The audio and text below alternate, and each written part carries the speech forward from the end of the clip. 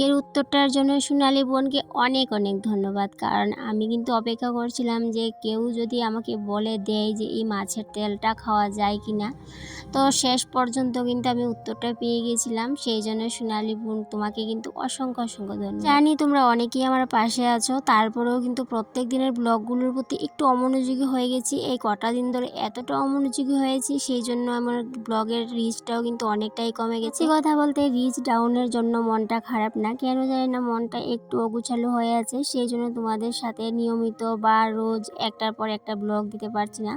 আজকের ব্লগ কালকে, কালকের ব্লগ পরের দিন, মানে এইভাবেই হয়ে যাচ্ছে উলটপালট। আজকের ব্লগটা ছিল অম্বুবাচীর তৃতীয় দিনের ব্লগ, সেটাও দেখো কবে শেয়ার করার কথা ছিল সেটাও শেয়ার করতে পারিনি। আর আগে বলে নিই, আমার এই গাছগুলো যে কিছুদিন আগে লাগিয়েছিলাম, দেখো গাছগুলোর মধ্যে নতুন করে ফুল ফোটা শুরু হয়েছে। এই গাছটাতে একটা ফুল ফুটেছে আজকে, তবে অন্যান্য দিন কিন্তু আরও একটা দুটো করে ফুটে, সেটা আর তোমাদের সাথে শেয়ার করিনি। তবে হ্যাঁ, এখানে কিন্তু একটা গাছ না, এখানে কিন্তু অনেকগুলো গাছ আছে, সবগুলো গাছই কিন্তু আলাদা আলাদা ফুল ফুটে। তো আজকে এই ফুলটা ফুটলো বলে সেটাই তোমাদের সাথে শেয়ার করলাম। কি জানি কি হয়েছে এই ব্লগটা শেয়ার করা হয়নি, সেটা একদমই কিন্তু খেয়াল করিনি। গতকালকে যখন ব্লগ শ্যুট করছিলাম তখনই হঠাৎই চোখে পড়লো যে এই ব্লগটা শেয়ার করা হয়নি। তাই ভাবলাম আজকে এই ব্লগটা তোমাদের সাথে প্রেজেন্ট করে নিই, কারণ এত কষ্ট করে ব্লগটা শ্যুট করেছি, সেটা যদি তোমাদের সামনে আমি না আনি তাহলে আমার অনেকটাই কষ্ট হবে, কারণ অনেকটা কষ্ট হয় ব্লগ শ্যুট করতে।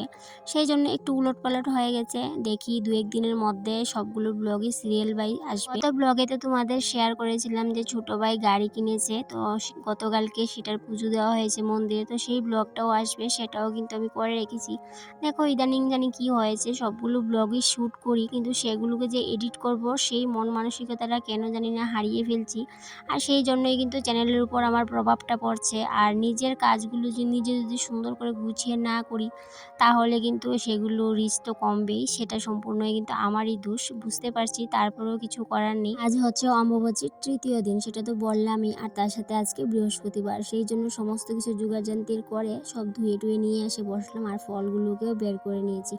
আর এদিকে এই ছোট্ট ক্যানটার মধ্যে আছে অল্প একটু দুধ। দুধের জন্য 2 দিন অম্বুবাচীতে দুধ আম দিতে পারিনি, আজকে তৃতীয় দিন, আজকে দেব, সকাল সকাল করে দিয়ে গেছি, সেই জন্য অল্প একটু করে। সকালের দিকে তো বৃষ্টির ভাব ছিল না, যখন সমস্ত কিছু রেডি করে ঠাকুর করে গেলাম তখনই কিন্তু এমন শুরু হয়েছে বৃষ্টি, আর কি বলবো। এদিকে হাজবেন্ড বাইরে এসে দাঁড়িয়ে আছে, ঘরে আসতে পারছিল না, এত বৃষ্টি শুরু হয়েছে। পরে গিয়ে ছাতিটা দিয়ে আসলাম, আর এদিকে হাজবেন্ডকে ছাতি দিয়ে আমি আবার ঠাকুর করে আসলাম। পুজোটা কমপ্লিট হয়নি এখনো, যেহেতু বৃহস্পতিবার একটু সময় লাগে ঠাকুর করে। আজকে অনেকটা বড় ভুল করার হাত থেকে বেঁচে গিয়েছি। আজকে না, আজকে ভুলটা করেছি আর সেটা শুধরিয়েছি পরের দিন।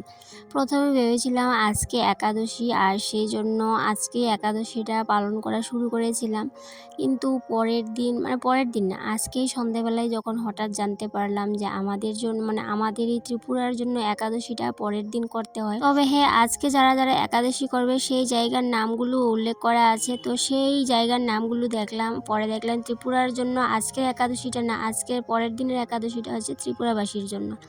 তো সেই জন্যই আবার একাদশীটা আমি মানে বাদ দিয়ে দিলাম। তো সন্ধ্যাবেলায় আমি ভাত খেয়ে নিয়েছিলাম, তারপর পরের দিন কিন্তু আবার আমি একাদশীটা পালন করেছি। তারপর শনিবার দিন আমি পালনা করেছি। ওই দিন যেহেতু একাদশীটা পড়েছে সেই জন্য একটু কনফিউজড হয়ে গেছিলাম। তো যাই হোক, অবশেষে আমি সঠিকটাই করেছি। তবে হ্যাঁ, যারা যারা ত্রিপুরার মধ্যে আগের দিন একাদশীটা পালন করেছে, তো সেটা করা নাকি ভালো না। তবে হ্যাঁ, যাই হোক, যারা করে নিয়েছে তো করে নিয়েছে। তো আমি তারপরে এদিকে পুজো দিয়ে প্রসাদটা নিয়ে নিলাম। তো আজকে তো ভেবেছিলাম একাদশী, সেই জন্য এই প্রসাদটাই খেয়েই কিন্তু আমি সারাদিন ছিলাম, কিছু খাইনি। আর আজকের একাদশীটা ছিল নির্জলা, মানে ভীম নির্জলা একাদশী। তো সেই জন্য নির্জলা অনেকে যারা থাকে পারে তারা তো নির্জলা থেকেছে, কিন্তু আমি তো পারি। এলাম রান্নাঘরে, যেটা প্রত্যেক দিনকার আমাদের মহিলাদের ডিউটি। তো রান্নাবান্নাটা 1 ঘন্টার মধ্যেই আজকে সারতে হবে, কারণ বৃষ্টি অনেকটাই দেরি হয়ে গেছে, এখন আবার বৃষ্টিটা থেমেছে। 1 ঘন্টার মধ্যে সমস্ত কিছু রান্নাবান্নাটা করে নিতে হবে। তবে হ্যাঁ, আজকে আগেভাগে কোনো কিছু জোগাড়যন্ত্র করে রাখিনি, সমস্ত কিছু এখন করব।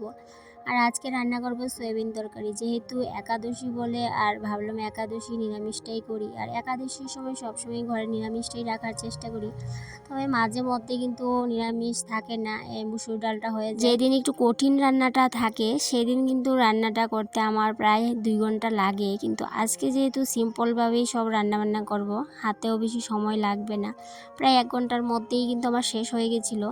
যেহেতু সয়াবিন তরকারি আর কারকল ভাজা, এতটুকুই রান্নাবান্না। না। আর ভেবেছিলাম তো আমি খাবো না, সেই জন্য নিজের জন্য তো কোনো কিছু রান্না করলামই না।